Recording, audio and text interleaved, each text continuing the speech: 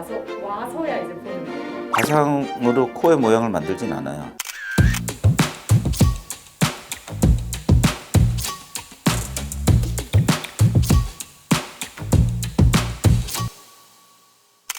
안녕하세요. 색임성형외과 김지명 원장입니다.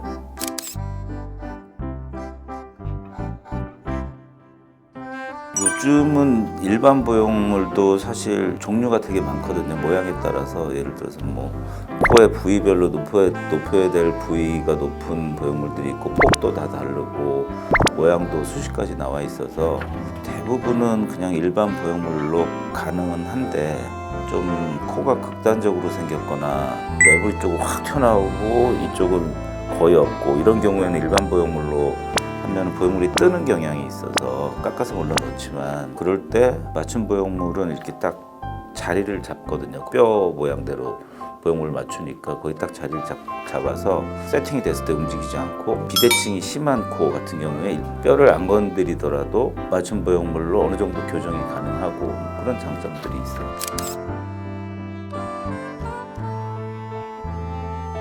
대부분 일반 보형물로 가능해요. 꼭 필요할 경우에 맞춤 보형물을 쓰면 되는 거예요. 뭐 결과 차이가 약간 있을 수는 있겠죠. 일반 보형물로 높일 수 없을 만큼의 높이 변화를 줄 수도 있을 거고 조금 나을 수는 있었을 것 같아요. 한 번의 수술로 끝났을 수도 있겠네요. 글쎄요.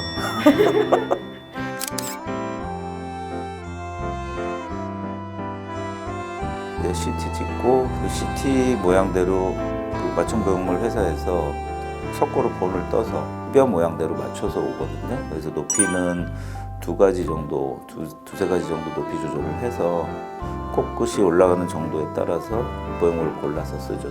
그러면 그 CT를 찍고 원장님과의 상담이 좀 중요하겠네요. CT를 찍고 그 다음에 보형물 맞출 때 저하고 다시 얘기를 해요. 보형물 회사에 그 제작하신 분하고 저하고 얘기를 해서 어느 정도의 폭으로, 어느 정도의 높이로, 어느 정도의 길이로 어디 미간의 어느 부위부터 높일 건지, 눈썹 위까지 올라갈 건지, 눈썹까지 올라갈 건지, 머리뼈까지 올라갈 건지, 어디서 시작할 건지 그런 것들을 다 정해서 맞춰오는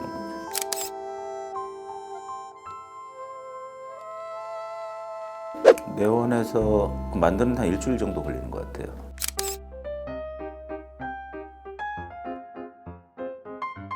아니요.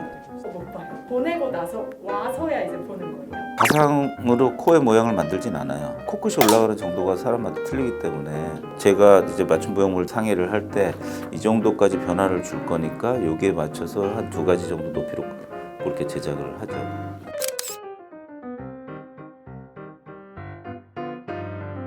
실제로 수술하고 나서 한 90% 정도 있지 않은 것 같아요.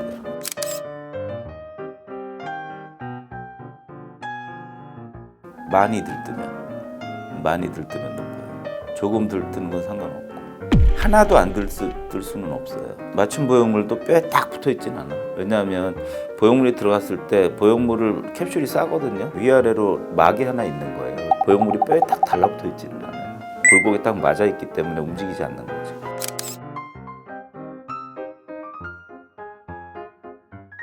나는 비슷하다고 생각하는데 지금까지 맞춤 보형물을 써서 염증이 생긴 적은 없었어요. 맞춤 보형물을 그러면 할 수 없는 케이스도 있나요? 아니요, 그렇진 않아요. 맞춤 보형물을 일반 보형물 모양으로 만들 수도 있으니까. 그러면 일반 보형물 하는 게 맞나요? 그렇죠.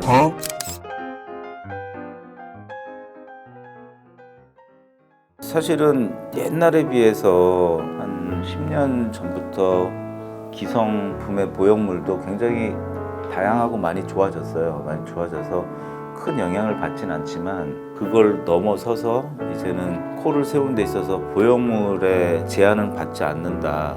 맞춤 보형물이 있기 때문에 그 정도까지 생각해 주시면 될 것 같아요.